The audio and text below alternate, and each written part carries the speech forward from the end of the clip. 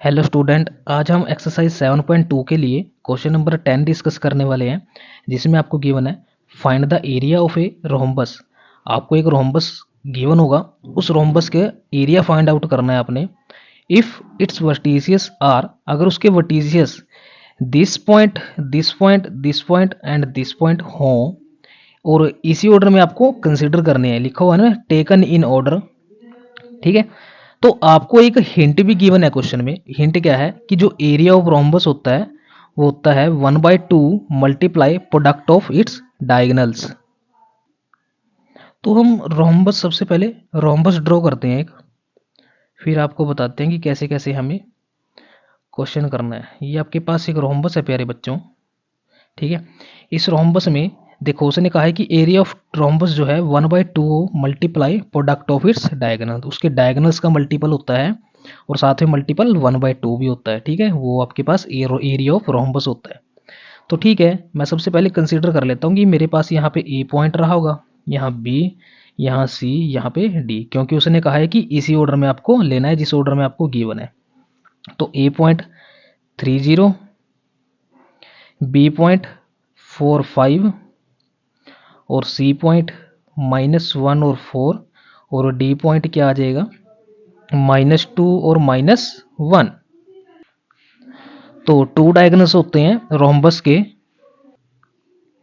तो अब रोम्बस में सबसे पहले हमें पता है कि डायगोनल D1 जो है हम कंसीडर कर लेते हैं कि वो BD होगा। ठीक है, डायगोनल D1 क्या हो जाएगा BD और डायगोनल D2 क्या हो जाएगा मेरे पास AC।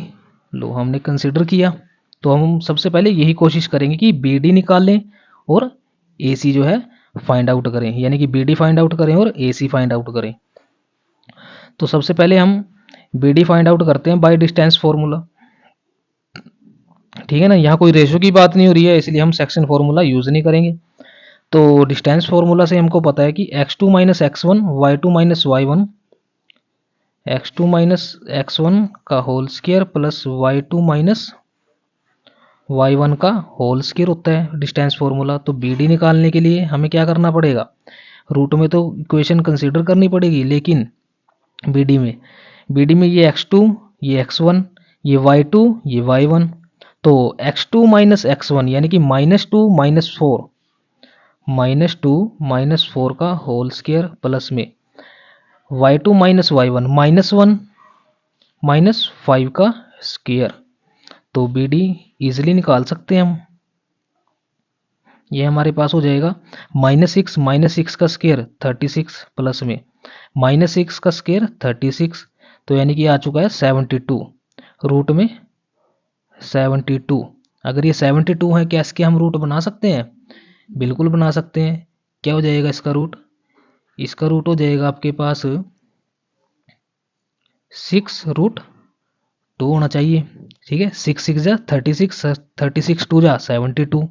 ठीक है, ये तो हमारे पास आ चुका है BD। अब हमें निकालना है AC। सेम हम जो है AC फाइंड आउट कर लेंगे। AC क्या है हमारे पास x2 - x1, क्योंकि AC की बात हो रही है ना, तो x2 - x1 यानी कि -1 -3 का whole square plus y2 - y1 यानी कि 4 का ही स्क्वायर हो जाएगा यहाँ पे। तो ठीक है ना, तो यहाँ पे हम क्या ले लेंगे, यहाँ पे आ जाएगा आंसर आपके पास, इसका स्क्वायर होता है -4 -4 का स्क्वायर हो जाएगा 16, 4 का स्क्वायर हो जाएगा 16, कितना हो जाएगा 32। ठीक है जी बात। इसके रूट अगर हम बनाना चाहें, इसके रूट क्या बनेंगे 4√2। ये हमारे पास AC निकल के आ चुका है। अब हमें क्वेश्चन में गिवन है कि एरिया निकालना है प्यारे बच्चों, कि एरिया हमारे पास क्या होता है, एरिया ऑफ